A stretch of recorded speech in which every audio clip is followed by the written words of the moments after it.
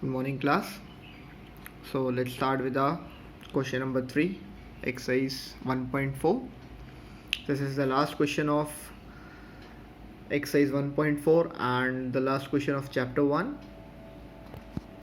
Now, as we know, the question says the following real numbers have decimal expressions as given below. In each case, decide whether they are rational or not. If they are rational and of the form P upon Q, then what we can say about the prime factors of Q. Question बोल रहा है, नीचे कुछ cases दिए हुए हैं. पहले तो हमें डिसाइड करना है कि वेदर दे आर रैशनल और नॉट. अगर ये रैशनल है तो ये P अपॉन Q के फॉर्म में है कि नहीं है, और अगर है तो जो Q रहेगा, मतलब P अपॉन Q हम ये लिखते हैं, तो ये जो Q हमारे डिनोमिनेटर में रहता है, इनका जो भी Q आएगा उसके फैक्टर्स क्या होंगे, उसके प्राइम फैक्टर्स क्या हो सकते हैं. तो सबसे पहले तो इस क्वेश्चन को देखें. इसमें यहाँ पे बार भी नहीं लगा, तो इसका मतलब ये टर्मिनेटिंग होएगा. इन दिस वन बार तो नहीं है, बट यहाँ पे डॉट डॉट है. और अगर हम गौर फरमाएं तो थोड़ा सा यहाँ पे देख सकते हैं, पॉइंट के बाद 12 है, फिर एक 0 है, फिर 12 है, फिर 2 0 है, फिर 12 है, फिर 3 0 है, फिर 12 है, फिर 4 0 है, और बाद में डॉट लगे. इसका मतलब ये आगे बढ़ता जाएगा. तो इसका मतलब ये टर्मिनेटिंग तो है नहीं, नॉन टर्मिनेटिंग है. ठीक है. And this one, in this one बार हमें दिख रहा है, इतने पोर्शन पे बार लगा हुआ है. इसका मतलब इसके बाद अगर कोई नंबर आएगा तो again this whole number will repeat. मतलब यहाँ फिर आएगा 1 2 3 4 5 6 7 8 9. तो ये पूरा नंबर ऐसे दोबारा रिपीट हो जाएगा. So let's check these two. First one, 43.123456789. So we know a rational number has either a terminating or non-terminating decimal. हमें पता है कोई भी रेशनल नंबर है उसका या तो टर्मिनेटिंग डेसिमल होगा या तो नॉन टर्मिनेटिंग डेसिमल होगा. ठीक है. तो हम क्या करते हैं, हमें पता है डेसिमल के बाद कितनी वैल्यूज़ हैं, 9 वैल्यूज़ हैं. तो हम डेसिमल हटाएंगे जब, तो हमारे पास कितने ज़ीरोज़ आ जाने चाहिए, 9 ज़ीरोज़ आ जाने चाहिए. तो अब देखा जाए तो ये P अपॉन Q के फॉर्म में बन गया है. P हमारे पास ये ऊपर ये इतना, ये दिस इज़ द वैल्यू, ये न्यूमरेटर हमारा P है, and denominator this is our Q.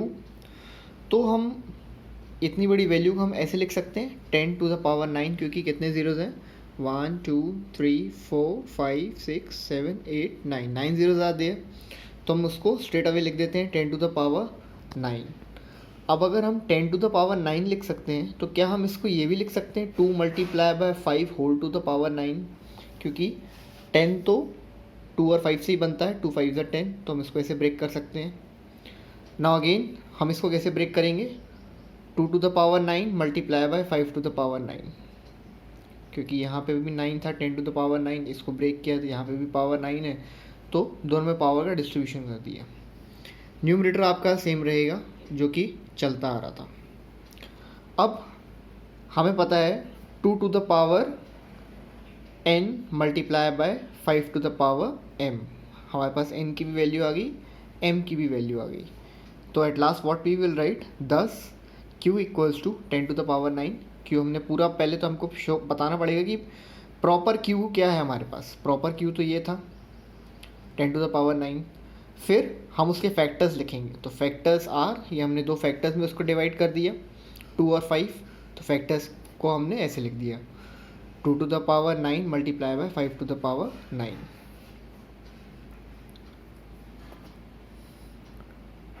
Take a screenshot और pause the video and note it down.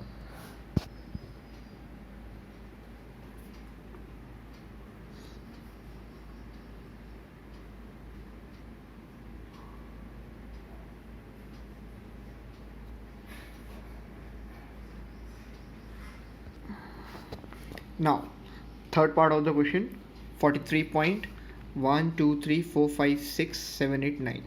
इसका मतलब इसके बाद अगर कोई भी नंबर आएगा तो यही नंबर्स रिपीट होंगे. मैं दोबारा इस स्टेटमेंट को रिपीट कर रहा हूँ. 9 के बाद अगर कोई भी नंबर्स आएंगे तो यही नंबर्स रिपीट होंगे. मतलब पहले 1 आएगा, 2 आएगा, 3 आएगा, 4 आएगा, इट डजेंट मैटर कि आप इस पूरे नंबर में कुछ भी मल्टीप्लाई कर रहे हो, डिवाइड कर रहे हो, प्लस कर रहे हो, माइनस कर रहे हो, अगर डेसिमल्स आगे बढ़ेंगे तो all these numbers will be repeating over here.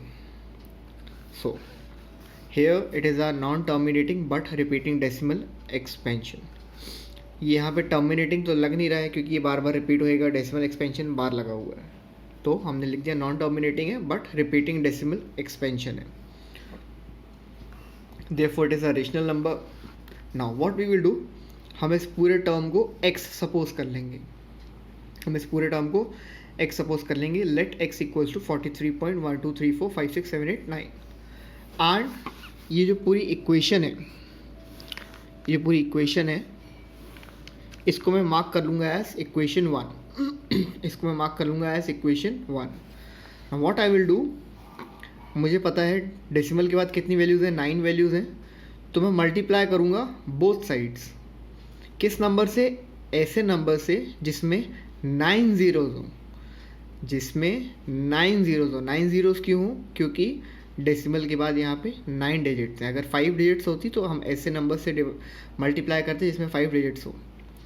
तो right now we are having 9 digits, तो हम ऐसे नंबर से मल्टीप्लाई कर रहे हैं जिसमें 9 ज़ीरोज़ हैं. 1 2 3 4 5 6 7 8 9. सो हमने पहले x को इससे मल्टीप्लाई किया, तो this is the number which we have got. And फिर हमने इसको भी इससे मल्टीप्लाई किया, तो अब देखो यहाँ पे हमारे पास क्या आया. If we multiply this number with this, तो ये 9 ज़ीरोज़ हैं, तो इसका मतलब डेसिमल 9 प्लेसेस पीछे चला जाएगा. तो देखो डेसिमल 9 प्लेसेस पीछे चला गया. अब मैंने क्वेश्चन की शुरुआत में ही कहा था कि अगर डेसिमल के बाद कुछ भी आएगा तो यही नंबर्स रिपीट होंगे. तो यह डेसिमल तो यहाँ आ गया, और डेसिमल के बाद जो भी आएगा वो हमने वही नंबर्स रिपीट कर दिए. Now this whole equation we will mark it as equation 2. Now what we will do, we will subtract equation 1 from equation 2. हम दोनों इक्वेशंस को सब्सट्रैक्ट कर देंगे. So this number minus x equals to this number minus this. ये हमने लिख दिया, ये पूरा नंबर माइनस दिस नंबर. तो when we minus x from this number, this is the number which we get. And जब हम इनको सब्सट्रैक्ट करेंगे तो this is the number which we get. अब as we know x is in multiplication over here with this number, तो x यहाँ पे multiply में है इस नंबर के साथ, या कह सकते हैं ये नंबर x के साथ मल्टीप्लाई में है. तो अगर ये यहाँ पे मल्टीप्लाई में है तो वहाँ जाके डिवाइड हो जाएगा. तो यहाँ पे हमने नेक्स्ट स्टेप में क्या कर दिया, x equals to this number whole upon this number. तो हमारे पास यहाँ पे p भी आ गया, हमारे पास यहाँ पे q भी आ गया. So at last what we will write, पहले तो हम q की वैल्यू मेंशन करेंगे. So what I have written, thus q equals to, I have put this value over here. और हमें ये पता है, हमें ये दिख रहा है कि ये ऐसा नंबर है जिसका फैक्टर 2 या 5 किसी भी हाल में हो नहीं सकता, because it is an odd number. So one more thing which we add is which has factors other than 2 or 5.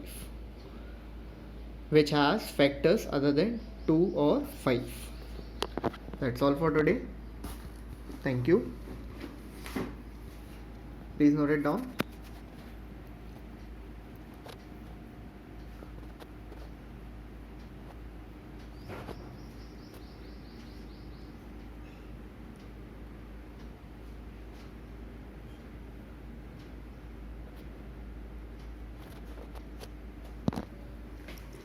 One question is homework for you.